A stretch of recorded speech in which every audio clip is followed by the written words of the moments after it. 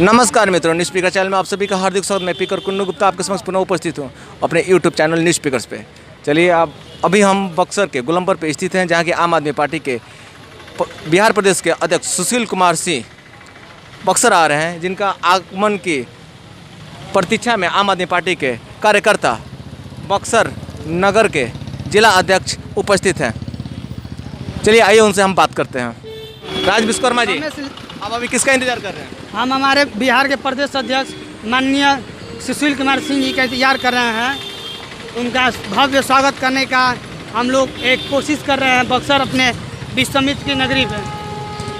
चलिए, अब इंतजार हम भी करते हैं बिहार प्रदेश के अध्यक्ष सुशील कुमार सिंह का। चलिए, इंतजार की घड़ियाँ समाप्त हुई।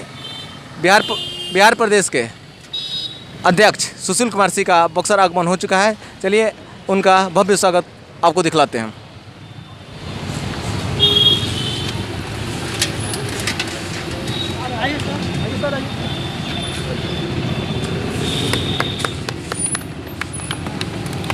आइए हम बात करते हैं सुशील कुमार सिंह जी से। इस बार आपकी क्या रणनीति रहेगी बिहार में? बिहार में आम आदमी पार्टी इस बार 5 महत्वपूर्ण मुद्दों पे बात करेगी। तो आपका महत्वपूर्ण मुद्दा क्या है? मैं आपके सामने रखूंगा बातों को। हम अभी एक यात्रा लेके चल रहे हैं, विधानसभा वाइज लोगों से बातचीत कर रहे हैं। हम बदलेंगे बिहार। मुफ्त शिक्षा, मुफ्त चिकित्सा, रोजगार युक्त युवा, भ्रष्टाचार एवं भय मुक्त समाज,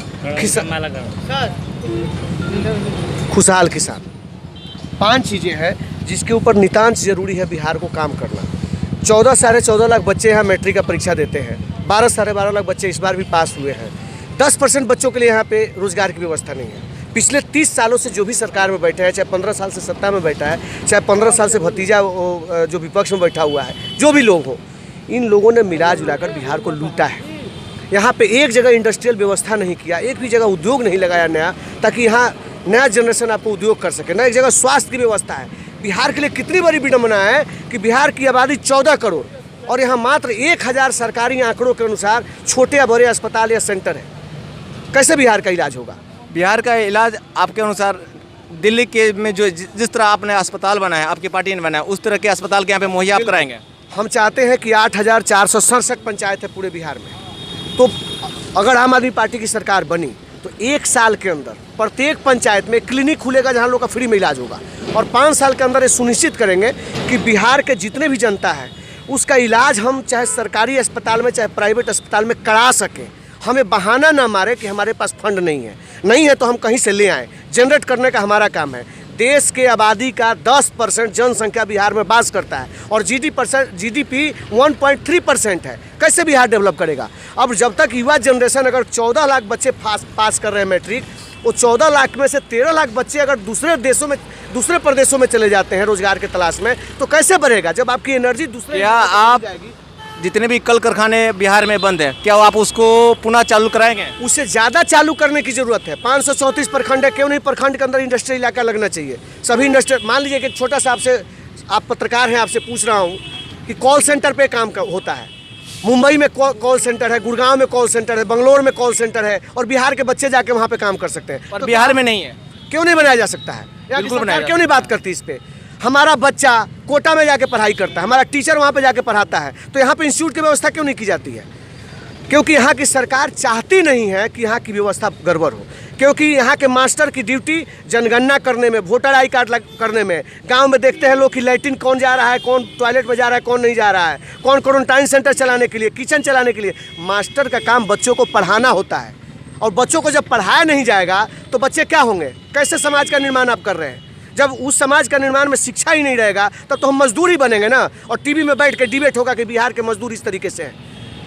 बिहार को मजदूर बनाने का श्रेय किसको जाता है? आप सीधा आरोप दोनों पार्टियों को लगा रहे, जो 15-15 साल राज कर चुकी है।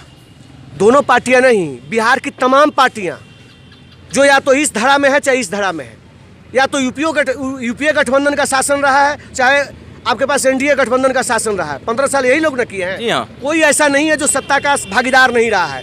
चाहे वो आज अपना अलग पार्टी बना ले, चाहे कुछ और बात करे। छोटी सी बात बोलता हूँ, लोग कहते हैं कि प्राइवेट इंडस्ट्री के अंदर हमको आरक्षण देना है। आरक्षण की बात आपने कर दिया, पहले इंडस्ट्री तो ले आओ, फिर हम आरक्षण की बात करेंगे।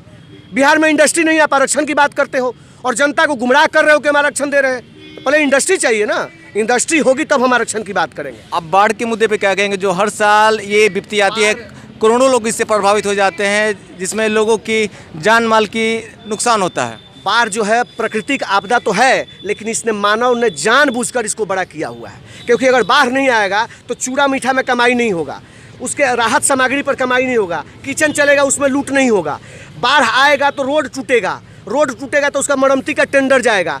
बाढ़ का, सुखाड़ का, दहाड़ का और आपदा का कोई भी बजट नहीं बनता है। और एक दूसरे पर मान लीजिए कि बिहार का आधा आबादी जो है 155 विधानसभा बाढ़ में डूबा हुआ है और बाकी का विधानसभा जो 90 विधानसभा है वो सूखा से ग्रस्त है। यहाँ का भी बजट उठा के बाढ़ में खर्च किया जाता है। बाढ़ वाले लोग परेशान ही हैं और यहाँ का बजट भी वहाँ पे उठा के हर एक साल का दे दिया जाता है। बिहार कैसे विकसित करेगा? आप इससे निपटने के लिए कौन सी रणनीति अपनाएंगे? क्या डैम क्या कोई डैम वगैरह बनाएंगे जिससे कि उससे निपटा जा सके? इस समस्या का समाधान नहीं है।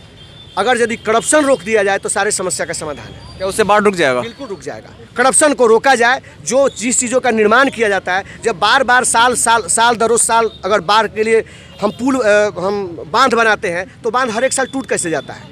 क्योंकि उसमें घुसखोरी होती है, चोरी होती है, भ्रष्टाचार होता है। तो उस भ्रष्टाचार करप्शन को रोका जाएगा तो बाढ़ रुका जा सकता है।